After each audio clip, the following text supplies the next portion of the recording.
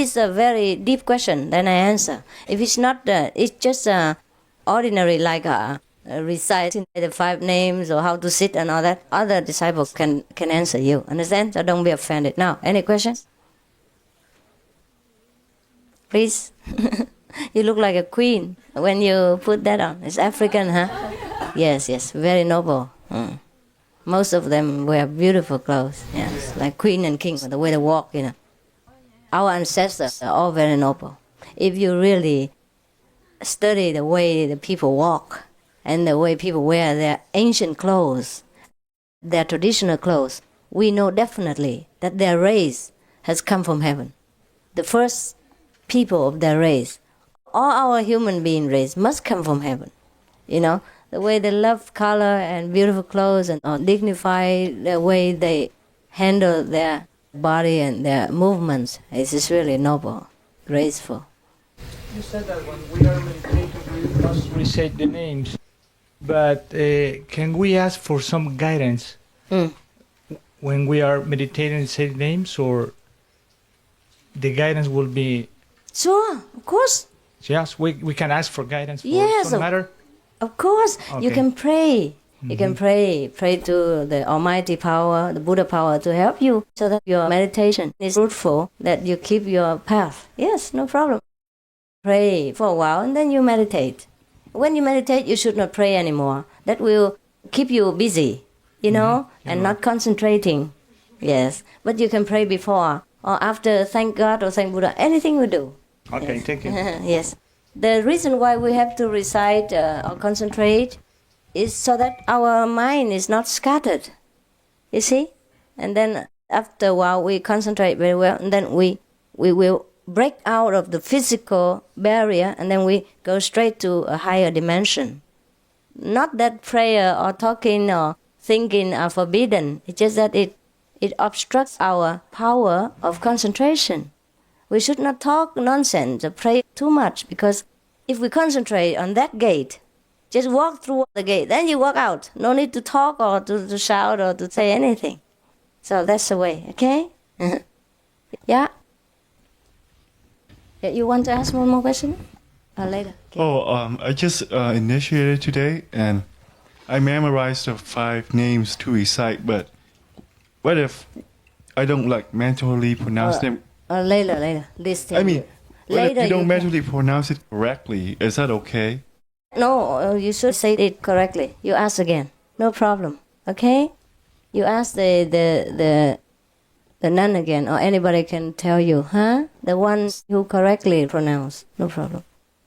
Most of the time when I'm in America, I speak English. Just today, somehow, I read a Vietnamese book and I forgot. Yes, please.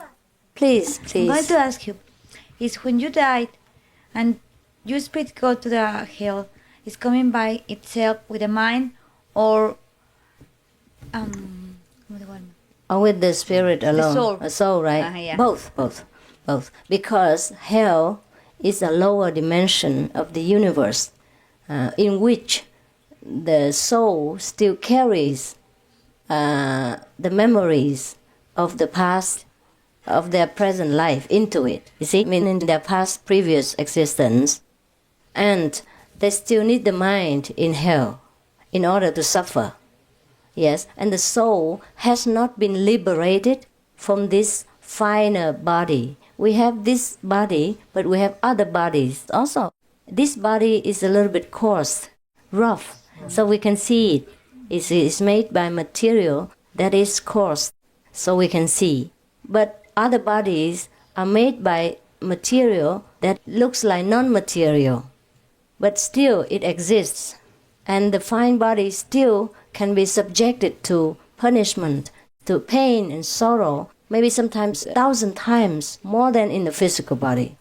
The physical body has advantages and disadvantages. The advantage is that it shields us from many invisible pressures, invisible harm.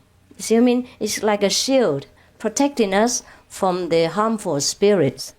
That's why many people don't see the ghost or the devil or things like that, because we are protected by the physical instrument of the body. Now, after we lose this physical instrument, if our soul has not been liberated from the different level of bodies, from the different materials, finer bodies, then the soul is still trapped inside. Just one less body only. You know, just like the house has many doors, the prison has about 7-10 doors. If you walk out one door, it doesn't mean you're free. You're still subjected to any kind of trouble within that camp, within that prison, or outside of that gate, but still inside of the prison, still has all kinds of punishment. You see? And even worse.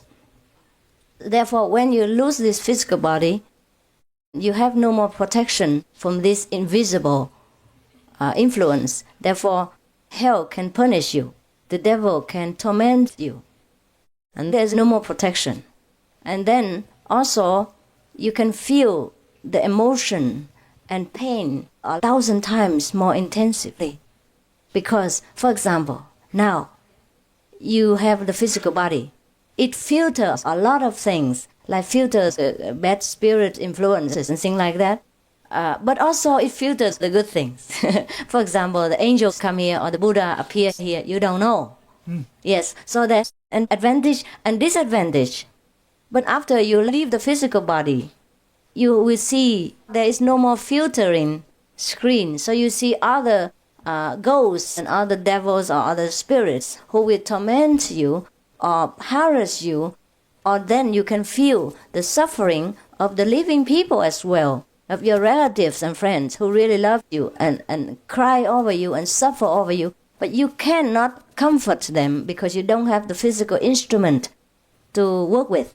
Yes, but you feel their suffering intensely. Therefore, it's more suffering for you. You know their mind. You can see their emotions clearer. Yes, before you didn't know. For example, you sit in front of me. If I'm very sad inside, if I show it, then you know. If I don't show it, you don't know. But after you leave the physical instrument, you know even if I don't show it. You know what I mean? Because you can see through. So the suffering you can feel many folds from different directions, different sources. Therefore, I tell you, the physical body has an advantage and disadvantage. So now, if we meditate with the method that I teach you after I have helped you to open your own power, then you go above all these physical and invisible bodies. Therefore, you're free. Yeah, and you don't feel the suffering anymore. Please. So that means that.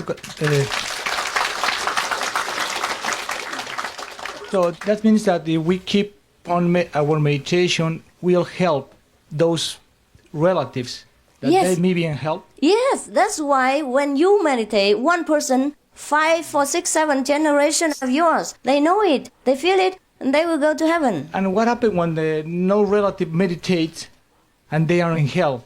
They are in How hell? do they get out of hell? Yes, if their crime was not so great, they come out immediately at the time of your initiation.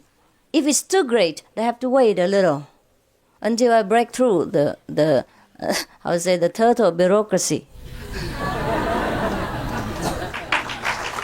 Con rùa hành chánh á.